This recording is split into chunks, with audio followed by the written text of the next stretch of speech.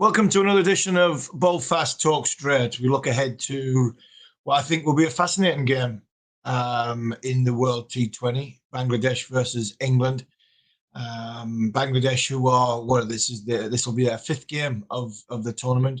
They started with a loss against Scotland, beat Oman, Papua New Guinea, and then lost to Sri Lanka, and coming up against an England side who, well, everybody knows what happened against the West Indies. West Indies were a shambles, but it was largely down to the way England started that game. So we look ahead to the game. Don't forget to like, subscribe, and leave a review.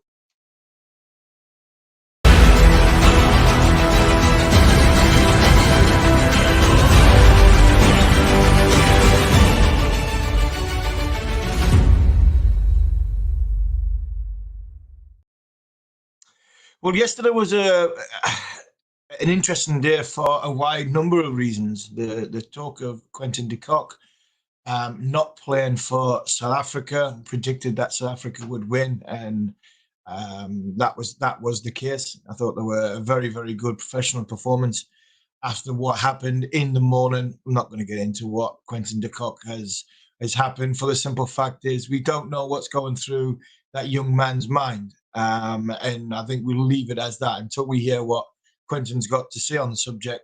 I think it's best to judge what happened with Quinton de Kock when both sides have spoken. So I look at that game and seeing South Africa, even still, they won the game, but I still don't think they're going to qualify for the latter part of the tournament. Pakistan looks strong. Boy, do Pakistan look strong. And they look as though they will get into the semi-final. So I'm quite happy with my prediction on India, Pakistan from that group. England, again, they will be going into a game which they are massively favourites. When you see the way they bowled the West Indies out, you look at England's side, it's well balanced, very, very well balanced. They've got two very, very good spin bowlers, got a bit of pace in Tamil Mills. I don't expect England to change too much, if anything, to be honest. I think the only thing I'd like to see is David Malan bat at number 3. A lot of not talk about his place, but question marks on role in the side before the tournament. And look, he wasn't helped out by England going for a faster run rate, and he got shunted down to probably number 7 in the game against the West Indies. So for me, Malan has to bat at number 3. He's in the side to play as a batsman. He's world number 1 in T20 in the rankings, and that for me should be the way England will go. It's a day game, so no dew factor. It's not going to be as cool. It's going to be red hot out in the UAE. That will probably favour Bangladesh a little bit more than what England are used to, but I fancy England to make it 2 from 2 when it comes to today's game. Right, we've got a question. Mark Wood is fit again. Do you think he'll be part of the 11-men squad today? I'd be very surprised if England risk Mark Wood today. I don't think that they'll play the pace man from Durham. I think they will stick. I believe they'll stick to the status of the side that played against the West Indies. Mark Wood, I think, will come into the tournament a little bit later on as the wickets keep getting more tired, more played on. And I think he'd be a useful and effective tool towards the back end of the group stages and then possibly into the eliminators, maybe it's a semi-final and final. And that's where England's balance of side might just change, because if Moeen Ali keeps scoring, making little cameos from number 6 and number 7, then England might want to bring Mark Wood into the team, give Owen Morgan another option of a quick bowler in that middle period where you're going to be taking wickets.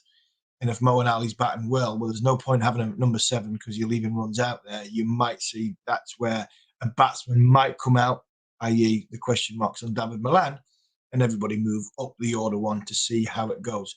I look at Bangladesh. Bangladesh have got a good side. They've got a really good side. I think they need to find a way of, and there's matchups. This matchup word in T20 cricket seems to be huge. And I looked at the last game and they played against Sri Lanka, and one of the best T20 players around the world is Shakib Al Hasan. And Shakib Al Hasan didn't bowl all of his allotted 4 overs, which I thought was a mistake from Bangladesh's point of view, because when you've got a bowler like that, who is one of your best bowlers in the unit, for him not to bowl 4 overs just because Sri Lanka had a few left-handers, I think that was a little bit muddled thinking. If you've got bowlers of that class, you've got to make sure that they bowl their allotted overs.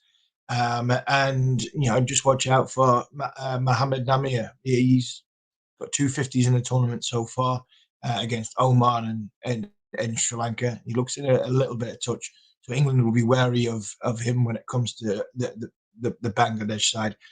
But for me, I just see one winner, and that would be England. And I think England at this moment in time, I look at Pakistan at this moment in time. Now I'll throw in India, because I still think India, with the players that they've got, are streets ahead of anybody else in this tournament.